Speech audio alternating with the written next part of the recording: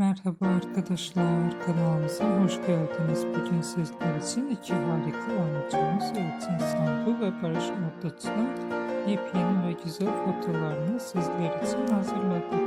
Elçin Sangu ve Barış Arduç çifti Kiralık Aşk dizisinde rol almış ve herkes tarafından çok beğenilmişti.